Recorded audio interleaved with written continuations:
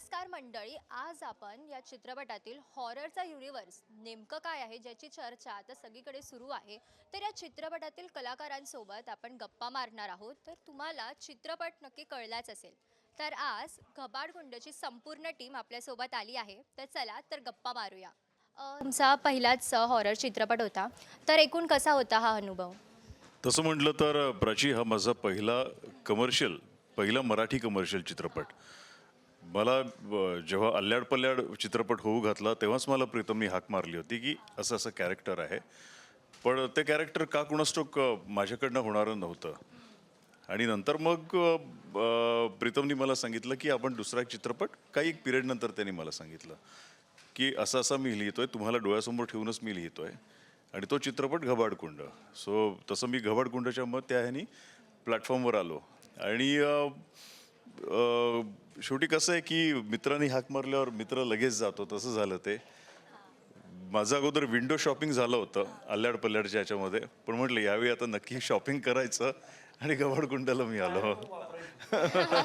कॉमेडीमध्ये हसवणं लोकांना खूप कठीण असतं, तर हॉररमध्ये लोकांना घाबरवणं कठीण होतं का? नक्कीच प्रत्येक जॉनरची आपापली एक ताकद असते. म्हणजे विनोद निर्मिती करणं, लोकांना हसवणं प्रत्येक माध्यमात, म्हणजे टेलिव्हिजन, नाटक, सिनेमा, हे अवघडच आहे. दैनंदिन जीवनामध्ये तू समजा मैत्रिणीबरोबर बसलीस आणि एखादा विनोद केलास आणि तो पंचला कुणीच हसलं नाही, तर कुणी हसलं नाही तर हसं होतं, आणि ते वर्क झालं तर हसू येतं. हा छोटा डिफरन्स आहे. तसंच विनोदी काम मी जेव्हा जास्त करतो तेव्हा प्रेक्षक हसणार आहे की नाही याची काळजी सतत असते. कुठलंही काम करताना टेन्शन असतंच, की टेन्शन येतंच की अरे आज प्रेक्षकांना आवडेल का नाटक, आज प्रेक्षकांना सिनेमा आवडेल का, मी जो ह्युमर क्रिएट करतो आहे तो लोकांना आवडेल का. तसंच हॉररच्या बाबतीत सुद्धा आहे की हॉररसुद्धा लोकांना घाबरवणं ही सुद्धा एक कला आहे वेगळी, आणि ते 2 तास त्याचा ग्राफ चढा असणं. आणि टचवूड आत्ता ज्या प्रकारचे सिनेमे येतात ना त्याच्यामध्ये हॉरर कॉमेडी हा जो एक जॉनर आला आहे ना तो फार छान आहे. जसं हिंदीमध्ये स्त्री फिल्म आली, आमच्या फिल्ममध्ये सुद्धा खूप मोठ्या प्रमाणात ह्युमर आहे. कारण हुकमी एक्का कुशल बद्रिके जो आम्ही घेतलेला आहे तो आहे, प्राजक्ता हणमकर आहे. माझं कॅरेक्टर जरी ह्युमरस नसलं तरी पण ही जी कॅरेक्टर्स आहेत ते एंटरटेन करतायत, लोकांना हसवत आहेत. त्यामुळे मी नेहमी म्हणतो की आमचा जो घबाडकुंड चित्रपट आहे ना त्याच्यामध्ये आम्ही सगळे जॉनर आणले धरू. हा चित्रपट करताना म्हणजे तुला खरंच भीती वाटली का? भीती म्हणजे मला स्वतःला आरशात बघून भीती वाटायची. मी टाळायचे ते. मी जेव्हा व्हॅनिटीमध्ये एकटी असायचे आणि मी जेव्हा लूक द्यायचे कसं झालंय काय, आणि मी प्रॅक्टिस करायचे भूताच्या लुकची, माझी वाट लागायची, मला भीती वाटायची खरंच खूप. मग कोणाला तरी बोलवायचं की बाबा बसा तुम्ही सोबत, आणि मग मी प्रॅक्टिस करायचे, कारण ते इतकं भयंकर आहे. घबाडकुंड हे चित्रपटाला नाव का द्यावंसं वाटलं आणि याचा अर्थ काय?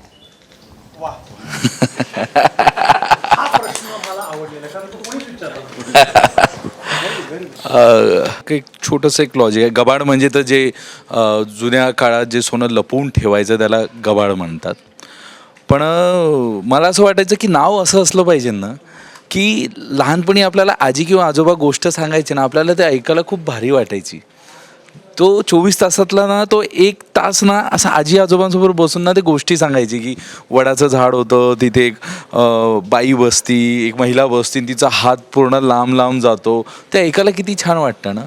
तर मला वाटलं की पौराणिक गोष्टी आहे त्या गोष्टी कुठंतरी आपल्या या नावामध्ये पण यायला पाहिजे, म्हणून हा आपण नाव ठेवलं आहे घबाड कुंड. घबाड म्हणजे लपवलेलं सोनं, कुंड म्हणजे ज्याला खूप मोठ्या प्रमाणात काहीतरी रहस्य दडपलं आहे त्याला म्हणणार घबाडकुंड. आता मला सर्वांना हा प्रश्न विचारायला आवडेल की जेव्हा तुम्ही सीन शूट करतात किंवा मग आता तुमची हॉरर थीम होती, तर मग तुम्हाला असे काही अनुभव आलेले का चित्रपट शूट करताना किंवा याआधी कधी? या फिल्मला तर नाही, पण या अगोदरच्या फिल्मला मात्र आम्हाला खूप अनुभव आले अल्ल्याड पल्ल्याडच्या वेळेस.